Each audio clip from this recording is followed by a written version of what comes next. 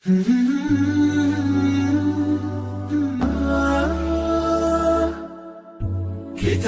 الله للأرواح نور، تنال به السعادة والسرور، إلى درب الهدى والخير يهدي، وللجنات يوصل من يسير.